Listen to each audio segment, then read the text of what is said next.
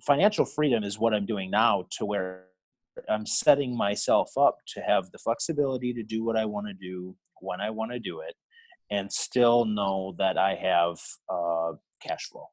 Hello and welcome to Pillars of Wealth Creation, where we talk about creating financial success with a special focus on business and real estate. I'm your host, Todd Dexheimer. Now, let's get to it. Are you ready to start investing in real estate today but don't know where to start? Sometimes investing can seem way too complicated, but it actually couldn't be any easier than with homeinvest.com. You know the co-founder and my friend Nate Armstrong. He appeared on episode 20, and if you haven't heard it, go back and listen to it, episode number 20.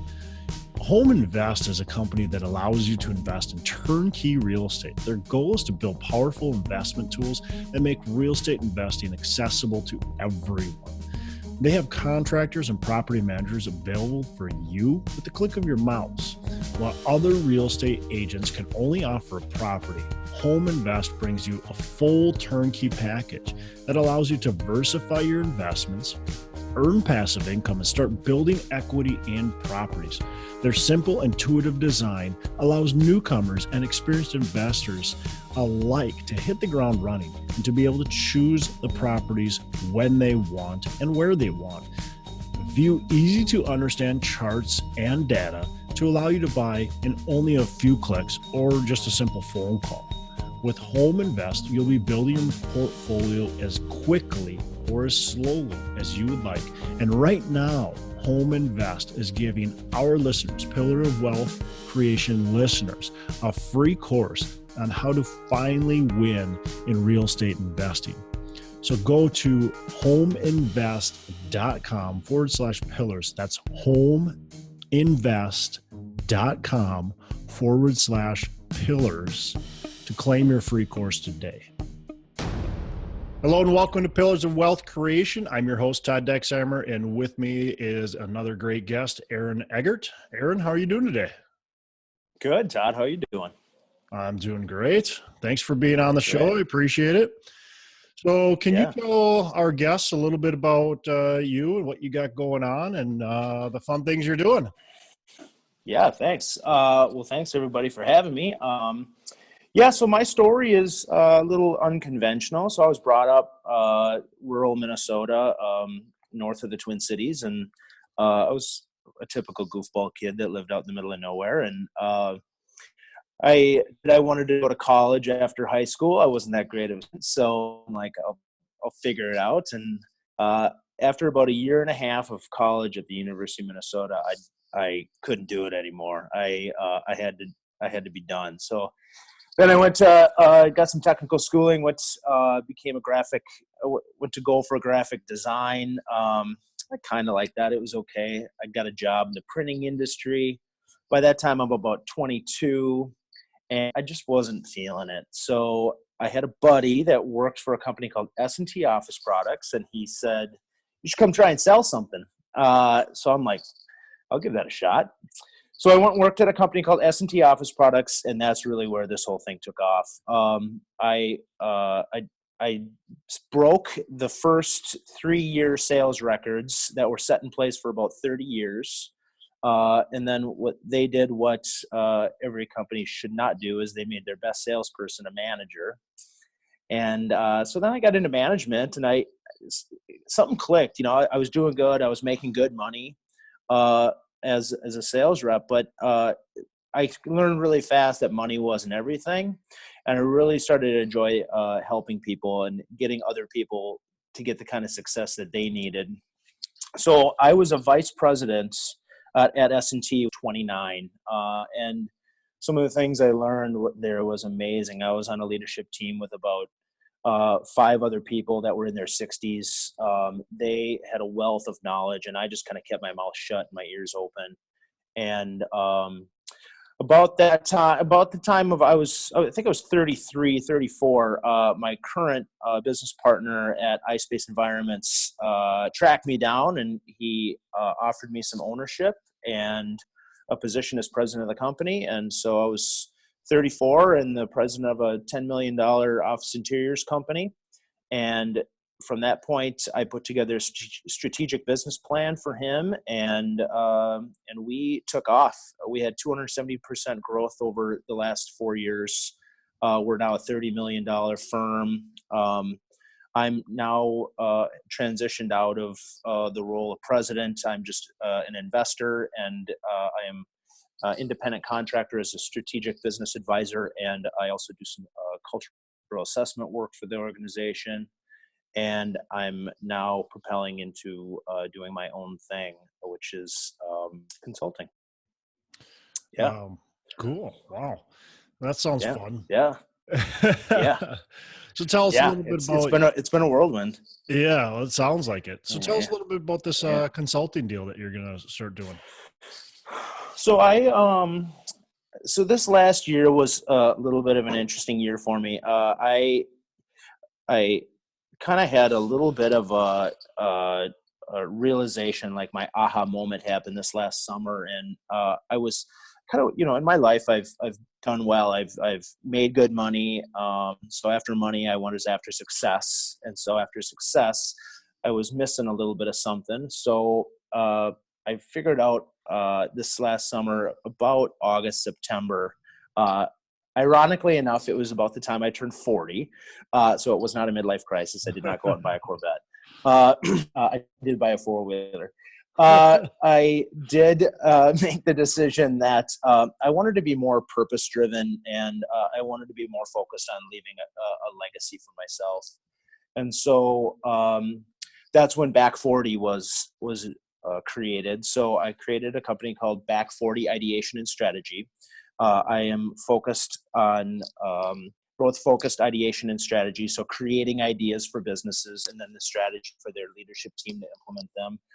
Sales comes super naturally, so I'm going to focus on sales leadership or individual sales coaching. Culture is obviously very important to me, so I do some cultural assessment, and I have some tools to assist that along. And then one thing that I'm really passionate about in my time at iSpace has been the client experience. And so I have client experience tools and assessment to go along with that. Yeah.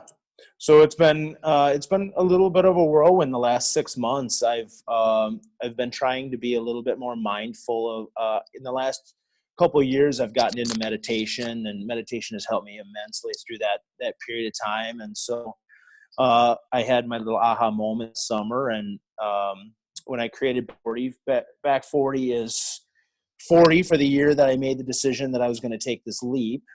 And the Back 40 of a farm or any type of chunk of land is the undeveloped, uncultivated area. And the Back 40 of a business is an undeveloped, uncultivated area. And I focus on the Back 40 of a business. Okay. Interesting. So that's the branding behind it. Yeah. Yeah. Yeah. So expand on that. You focus on the Back 40 of a business. What does that mean? That's where the ideation comes in. There's areas in every business, whether you know it or not, that is uncultivated, is primed to go. And there's organizations out there that are probably running just fine, and they're comfortable. Organizations that want to grow and they just don't know how to grow is where I get involved. I can help uncover some of those areas through the ideation process, and then help with the leadership team develop a strategy to execute on some of the things and tasks that they can capitalize on for growth. Interesting. Okay. Let's rewind a little bit. I want to talk about the sales portion of your career, because you went from, not having any sales experience to all of a sudden having this major success in sales, top sales agent. This company broke records for, from 30 years ago. So let's talk about, how did you create that success as a sales agent? So I had early on in my sales career, I had a mentor named Joe Bulow. He was my sales manager. He was an ex-3Mer. He had worked at 3M for 30 years. And, those guys are good about sales training and staying focused on the sale. He meant to what I needed as a young sales rep. just the idea of the relationship, and it wasn't about the 8 calls and 20 conversations and 5 meetings and 1 sale type of a thing that a lot of people in that industry, it was a pretty fast industry, so a lot of people had that mentality. It was really relationship driven, and so he had me read a book called The 7 Habits of Highly Effective People. Yep. And that was my big I was not a big reader, but that was the one book that really got me into reading about sales or life in general, but I correlated to sales at the time. I read that book every single year, right around the first of the year, to kind of get my head back in the game a little bit after a full year of craziness. And Begin with the End in Mind was one that really hit me hard, and then Think Win-Win. And I always would go into opportunities with the fact that, and I'm a pretty transparent person. Even to this day, I will do things, if I'm negotiating a deal with on the office interiors side at iSpace. I'm transparent. I don't have a problem with anybody knowing what my margin is, and I learned that really early, and that develops the relationship, because if you can establish that trust, people are going to want to do business with you for a long period of time, as long as you maintain that. And that helped me a lot. I was very fortunate to build some really good relationships with some really good influencers early on in my career. Cool. I like it. Establish the trust. Yeah. And that's going to be key advice for really anybody running a business, because we're all in the sales all the time. So, and that's just life in general too, right? Yeah. You're right. I mean, it's life in general. You got to establish trust. Right. You got to have people understand that you're good with what you say you're going to do. That's it. Right. So, what's a big mistake? I always like talking about mistakes, because everybody makes a ton of them. And I'm assuming you've made one. So what's one of your biggest mistakes, and how'd you learn from it? So mine is actually pretty recent. You go from running an organization that is $8 million to $9 million, and then you go through 270% growth. So iSpace, as it's in 2018, is projected to do about $30 million the year before, just a hair underneath that. And so, change deal. And I think a couple lessons I learned is make sure that you have the people in place that are going to help be the change agents and that are going to lead a lot of that. So we implemented at iSpace an ERP system or accounting system that basically was going to run the business and give us the data and the KPIs in order to run it at the level it needed to be run at. Well, we had some turnover at the CFO position, and that typically is the person that's going to lead that.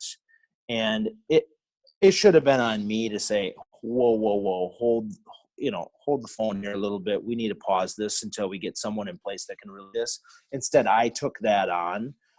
I am the last clown that should be running an ERP implementation. I'm 1,000-foot view. I'm not a very good detail person. That was like, just focus on what you're good at and put other people around you. Don't think you can do it all yourself. And again, going back to the thing, we did a ERP implementation. We put in a new IT infrastructure. We changed our phone system. All this stuff happened in the matter of about 9 months. And people are super resilient to a point. And then they start to black out. and I learned really fast that you just need to make sure that you are doing pulses, and change management is something that is so important in processes like that. Cool. Yeah.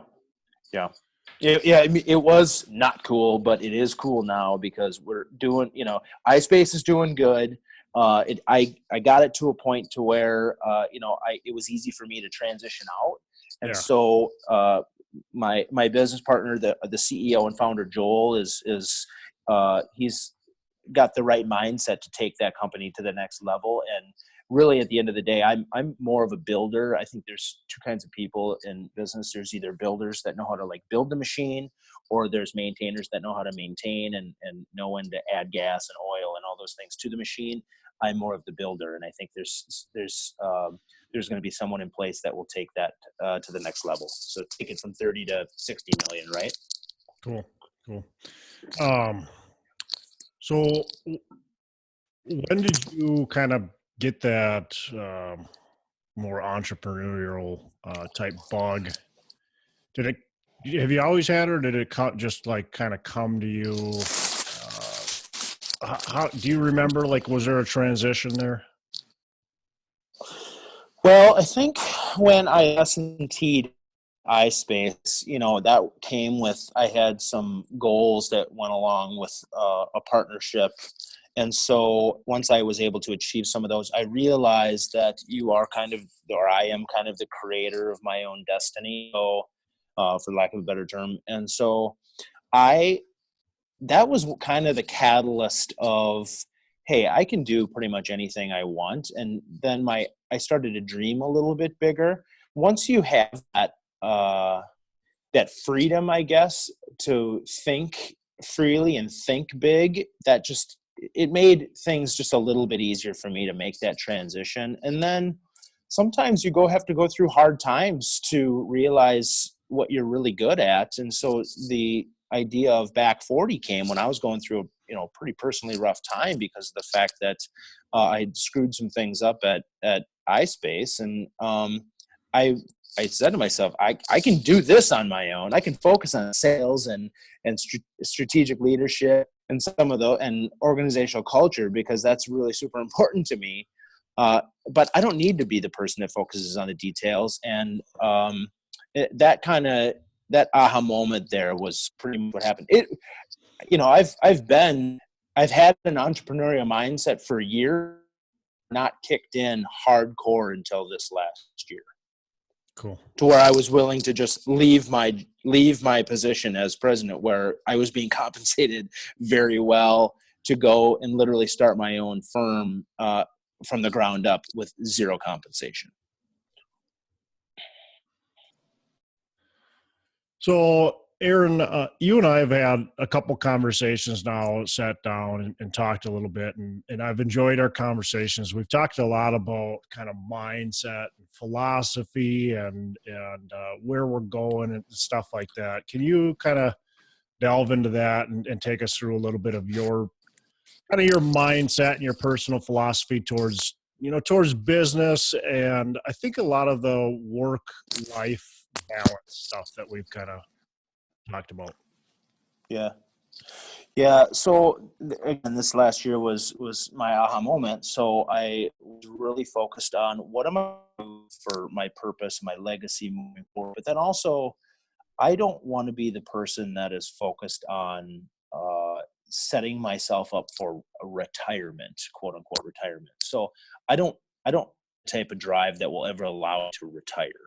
And so the reason I started Back 40 is because this is a good, sustainable business to create a foundation for what I want to do in perpetuity. And so I want to create a nice basis of business using Back 40 for my consulting projects. I am very diversified in my investments, so I don't invest in the stock market. I have established IRA and 401k from my previous employment, but when I invest my money, it's into companies that I can have some type of effect in. So whether it be a small to mid-sized business that needs an infusion of cash, if it needs my advisement and it's not for cash, it's for a small piece of ownership.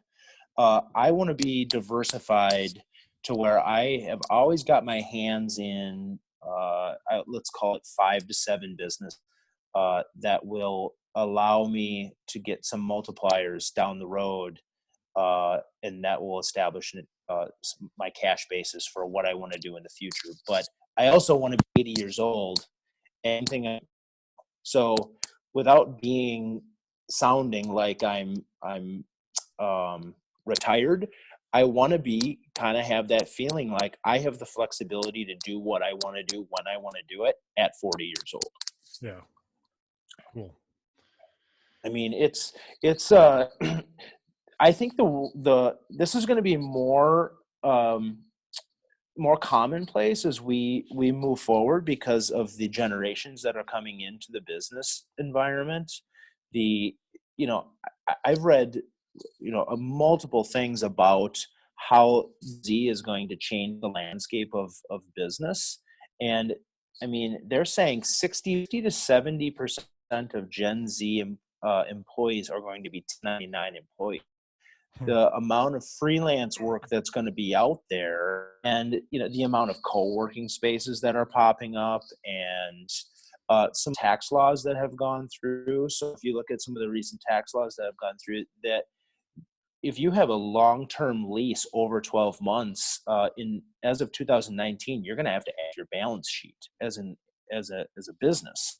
Well, co-working spaces, you do 11-month, 30-day lease, and they will tailor those types of things to you, so you can offset that on your balance sheet, and you don't have to realize that tax exposure. Sure. Yeah. So more and more people are going to be doing what I'm doing. I tend to agree with that. Yeah. I think there's a lot of young people that I think some of it is a lot of people saw their parents, go through this last recession and, lose their jobs that they had for 20, 30 years and stuff like that, and watch if it wasn't their parents, it was their uncle or aunt or their, best friend's parents or what, and they watched that happen and they go, that's not what I want to do. Right. I was listening. That's a huge, go ahead. Well, I was listening to Gary Vaynerchuk the other day. He was on another podcast, and he talked about how it's cool now to be an entrepreneur. And so these kids that are in these kids that are in high school that are like 16, 17, 18 years old that are entrepreneurs already and got their own gig going or selling stuff on Amazon or whatever it is. And they're these nerdy kind of type kids. That's cool. And so they're actually now the cool kids. They got the girlfriends and so he was talking about how it's cool to be an entrepreneur. It was never cool before to be an entrepreneur especially up until recently. It's never been cooler right now to be an entrepreneur. Yeah. And I think it needs to be the right type of situation, right? So if you're 16 years old, you've got the whole world ahead of you. When you're 40 years old, it's hard to pull out and just do that. So I do have to say that I'm in a pretty interesting situation to where my wife and I, it's just the two of us. We don't have kids. We have a hobby farm, 5 chickens and a chocolate lab. And so there's not a lot to support there financially. I will say that my wife went through kind of her big change about 3 years ago. She ran half the country for a large privately owned company in the Twin Cities, and she made the decision to start her own business. I strapped her on my back at that time. So now she's established, she's got good cash flow and is doing very, very well. So it makes it a little bit easier for me to pull the plug on what I was doing and take a chance and do something that I'm more passionate about, which is Back 40 and helping other organizations. Cool. Yeah.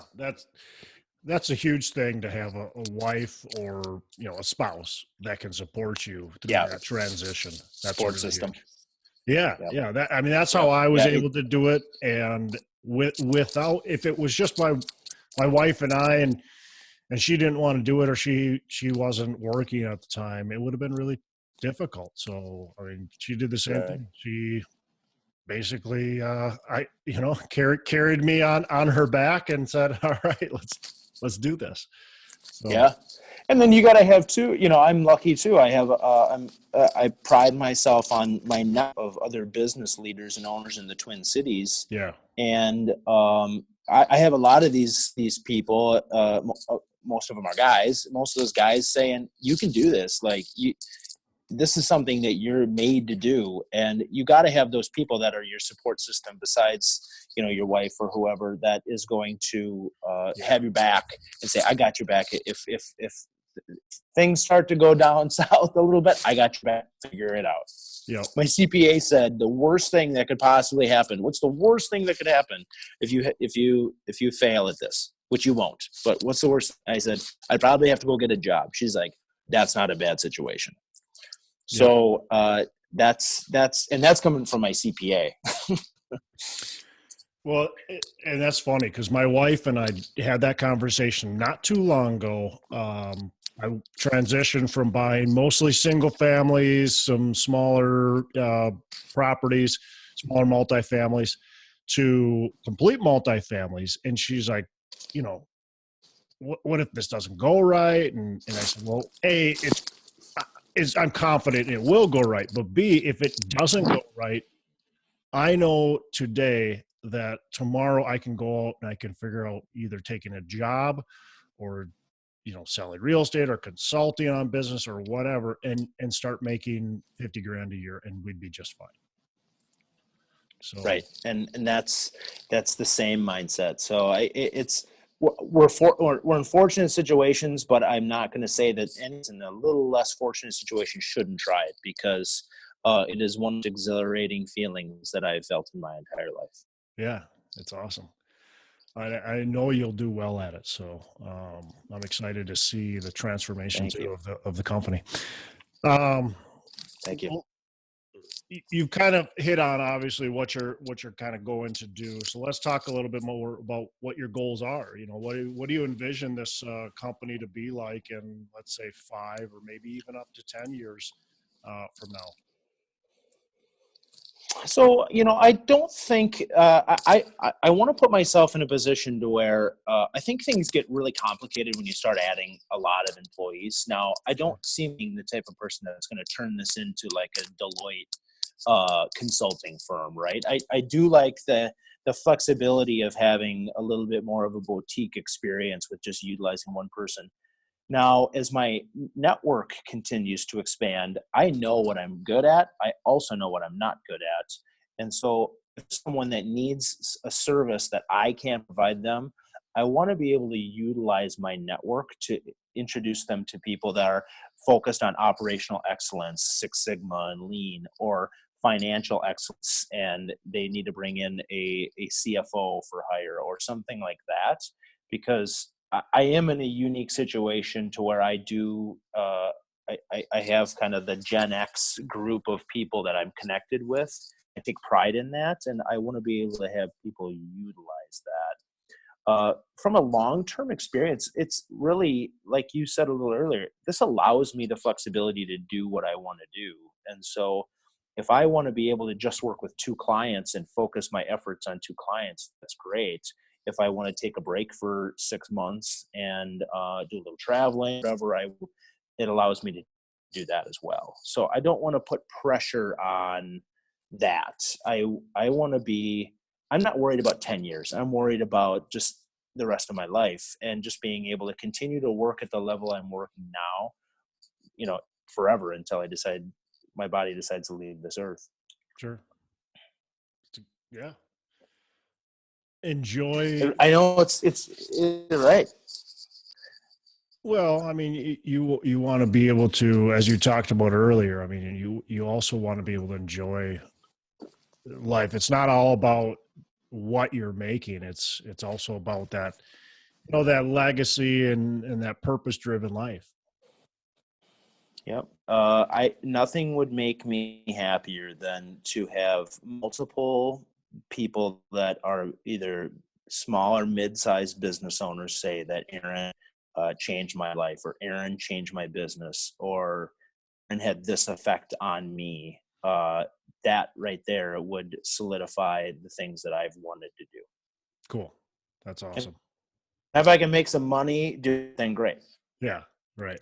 That's the goal. Right. At least Right. Right. pay some bills too. Right. What we talked about a bunch of books too that you've kind of been reading, and so give our audience one of your either favorite books or something you're reading right now that you're really enjoying. So reading for me is relatively painful. I gotta believe I have some type of dyslexic. I cannot. So Audible is my best friend, Sure. and so I have been on this 2-year Audible kick, and I literally am just hammering books out left and right, and I learned so much. Bookmark feature. I can go back on them. They're always on my phone. So I'll just preface by saying that. There's a couple books. So I mentioned the 7 Habits book. I think anybody just in life should take a gander through that, and you're going to pick up something. It's a very heady book. It's a deep book, but take what you can out of it. There's a book that I listened to about 6 months ago called The Net and the Butterfly. It's The Power of Breakthrough Thinking, and I think I mentioned that one to you at one point 6 months ago or so after I got done reading. I was super high on that. That's a very good book for getting you in the right mindset to have breakthrough thinking or entrepreneurial thinking. And then the book by Dan, 10% Happier. I'm a very positive, optimistic person. It was an interesting story that he told, and it was all around his journey into starting meditation. Now, this has been my journey has been a little different than his, obviously, but I've gotten into it, and I don't push myself hard. It's a 5 to 10 minute a day thing, but it has really transformed how I approach the day, how focused I am, how thoughtful and mindful I am. There's a term that he used that I'm going to steal, and I like to use in my day-to-day: respond, don't react. And really thoughtful about that, because there's a lot of situations where you could fire back a response, or someone challenges you on something, and you kind of fire back the first thing that comes to your mind. And if you take just an extra second or two, be a little bit more mindful about what your response is going to be, and then actually respond, especially in what I'm doing with consulting, that could be transformational for a lot of people. Yeah. So one of my kind of rules is when I'm not perfect, but I try to, if I just want to respond to somebody that, that I just want to basically tell them to go take a hike. What I try to do is I type an email and then I save it to my drafts. And then I don't send it until the next day. Let it lie. I look at that email again, and 99% of the time I delete that email. Right. Or you delete most of it and then just give it back like 10% of what it was, and then just be matter of fact and move on. Yeah. That's exactly right. Yeah. You delete the bad stuff and then you put in what needs to be said, and that's it. Because at the heat of the moment, it's so easy to say something that you're going to regret, or you really just didn't need to say it in the first place. It's not going to make anybody better because of it. So cool. For me, it just took so much pressure off of me, that the anxiety and stress of day-to-day business. And because, running an organization with that many people, I just had to have some type of mental break. And I found that to be really, really helpful. And now it's become such a habit that I do. I usually start the day. And like I said, I don't push myself hard. It's 5 to 10 minutes. I've only been doing it for a little over a year. So the nice thing about that book, 10% Happier, was that it didn't put a lot of rules into how you do it. It's just make sure that you're comfortable doing it. So when you meditate, when do you do it? Is it first thing in the morning? Is it afternoon? Or are you throughout the day? When do you do it? Yeah, it's my morning. It's your morning. Deal. Yeah, if I go into if I'm going into the city or something like that, it's once I get established. If I'm Okay. working from my home office, I will do it in my home office, kind of sitting in my chair. I have a couple different spots in my house that I'll do it, but I've done it. When I was at iSpace, I would do it sitting in. We had a wellness room that I would go in there for 5 minutes. Nobody else was in the office because I'm an early riser and I'd get going at 6:30, but I would do it then just to kind of get things going. Sure. Yeah. Yep. I tried doing it, and I would do it like right when I wake up, and I'd end up like falling back asleep or zoning back out. Right. Yeah.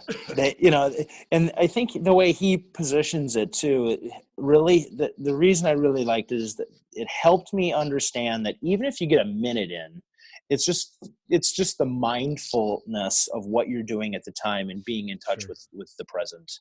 I'm not the type of person that's going to get very philosophical or have a lot of the Buddhist teachings or anything. So what I liked about it was that it was just real life lessons that you can apply in your life.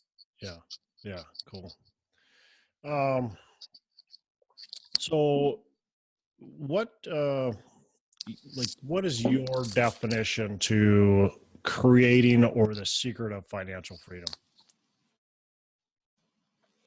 Well, first, you need to establish for what is financial freedom. So I think everybody has got these great big ideas of what freedom is. So my definition of financial freedom is that I don't want to put any rules on what like a financial planner will tell you that you need to have in the bank for retirement. Now I want to have a nice nest egg in case things go sideways and I need to fall back on that. But I don't ever want to stop earning. So financial freedom is what I'm doing now, to where I'm setting myself up to have the flexibility to do what I want to do when I want to do it and still know that I have cash flow. That's my financial freedom. Like I said earlier, I'd kind of like to consider myself a little retired now. I don't want to sound, a lot of people are going to look at me sideways if I say something like that, but in the back of my mind, that's literally how I want to feel. Yeah. I get it. I 100% get it. I mean, when you're doing what you love every day, it's not work, and you just feel like you're retired. You don't feel like you're working ever.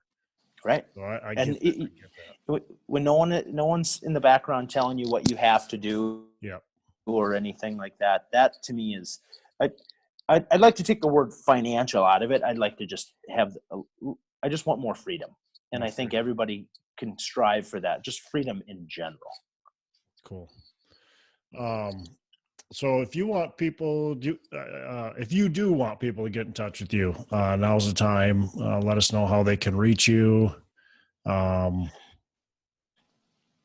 my website is back40, BACKFORTYMN, back40mn.com. On there you will find an opportunity to fill out a little my contact button that will send an email to me. You can email me directly. There's a link on there. I am on Twitter and Instagram. So all of them on my website. That's probably the easiest way to do it. Otherwise, you can stalk me on LinkedIn if you'd like. So it's back40mn.com. We'll put that in the show notes. Right. So anybody can reach out to you, especially if they want to talk to you about, any consulting or, and then anything else you want to mention?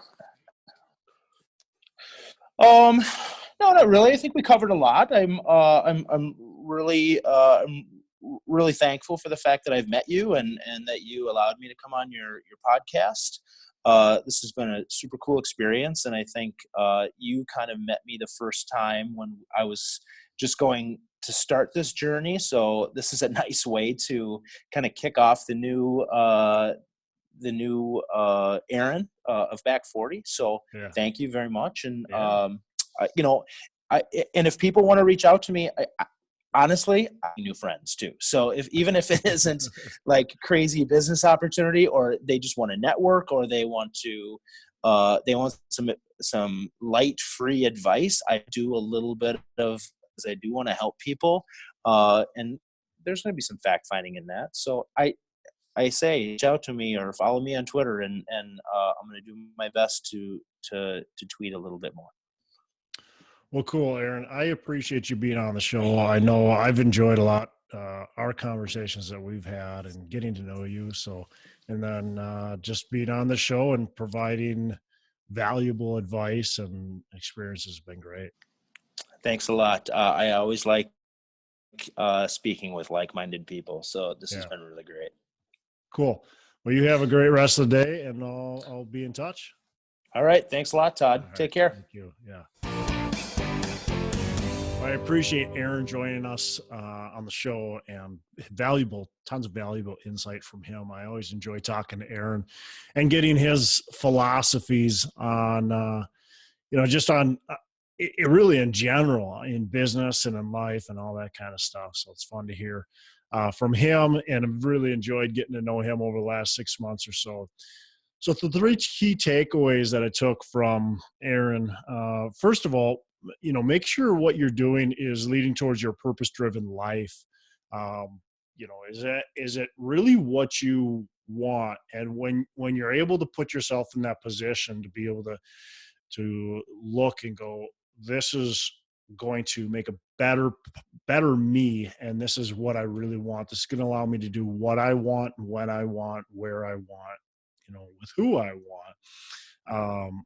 That's definitely where Aaron's goals are and what he wants to do. And I think that's also where I want to go too. So I like that. And he talks about then being able to build his legacy. Is it legacy building, or is it just, he's doing it for the money type of thing? So purpose driven, make sure that what you're doing is following that. The other thing he talked about is establishing trust, and that's really important. And a lot of people everybody wants to be trustworthy. Well, I shouldn't say everybody, but most people want to be trustworthy. But the problem is, are we actually putting ourselves out there to become trustworthy? So a lot of people, especially in like the sales, right? Sales get that snake oil salesman, that used car salesman type kind of icky feeling around salespeople. And one of the reasons why is because they don't build trust, right? So a lot of salespeople, they're good people. You can trust them, but they don't build that trust to you. All they do is they go in right for the sale, they go right for the throat, and they try to get the deal done. And we're good salespeople, very effective salespeople that can last in the industry forever. And this is businesses too, by the way. They build those relationships first, and then the business comes naturally from there. They don't even necessarily have to ask, or it's a very light ask. They're not going for that hard sale. So if you're a salesperson, but especially especially a business owner, making sure that what you're doing is building that trust. And it doesn't matter who you are. You should be working at that no matter what, in relationships and in your family life and all that kind of stuff. So build that trust, make sure that's kind of the big overall goal when you're doing business or conducting yourself, quite honestly. So then the third thing that he talked about is putting the right people into place and then focusing on what you're good at. And I thought that was really powerful. So many people know what they're good at, but they don't focus on what they're good at. They focus on all the other stuff, all the other moving parts, and then they get lost in that and overwhelmed, and they don't focus on what they're good at. And if they just focused on what they're good at, great results will happen. But since they focus on all that little stuff and the stuff that they don't really like and they're not good at, there's a couple of things that happen. One is they get poor results, And part of that reason they get poor results is because they don't like what they're doing. So then they get burned out and they don't enjoy it. So make sure that you're doing what you're really good at. And, Aaron talked about it, and that's kind of why he's now doing this consulting thing. And he's stepped back from the company he was a part of. So, that great advice from him to focus on what you're good at, and then put the right people into place to do the things that you're not good at. So it's all about building that team and building the proper team, setting it up the right way. So I appreciate Aaron, sharing these insights and all the other stuff he talked about, which was great. I've got actually a list here of about 8 or 9 things that he talked about that I pointed out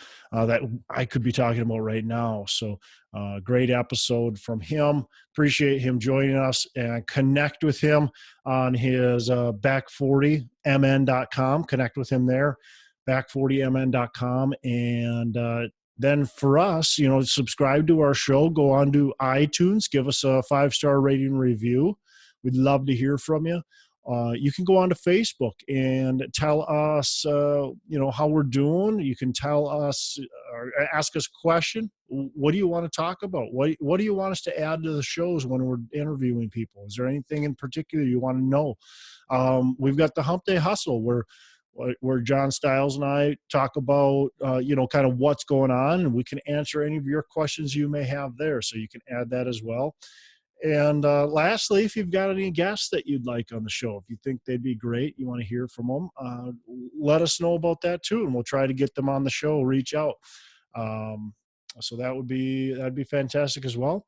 Share us out with your friends. Let everybody know what's going on. My name is Todd Dexheimer with Pillars of Wealth Creation.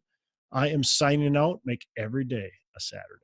Are you ready to start investing in real estate today but don't know where to start? Sometimes investing can seem way too complicated, but it actually couldn't be any easier than with homeinvest.com. You know the co-founder and my friend Nate Armstrong. He appeared on episode 20, and if you haven't heard it, go back and listen to it, episode number 20. Home Invest is a company that allows you to invest in turnkey real estate. Their goal is to build powerful investment tools that make real estate investing accessible to everyone. They have contractors and property managers available for you with the click of your mouse. While other real estate agents can only offer a property, Home Invest brings you a full turnkey package that allows you to diversify your investments, earn passive income, and start building equity in properties. Their simple, intuitive design allows newcomers and experienced investors alike to hit the ground running and to be able to choose the properties when they want and where they want. View easy to understand charts and data to allow you to buy in only a few clicks or just a simple phone call. With Home Invest, you'll be building your portfolio as quickly or as slowly as you would like. And right now, Home Invest is giving our listeners, Pillar of Wealth Creation listeners, a free course on how to finally win in real estate investing.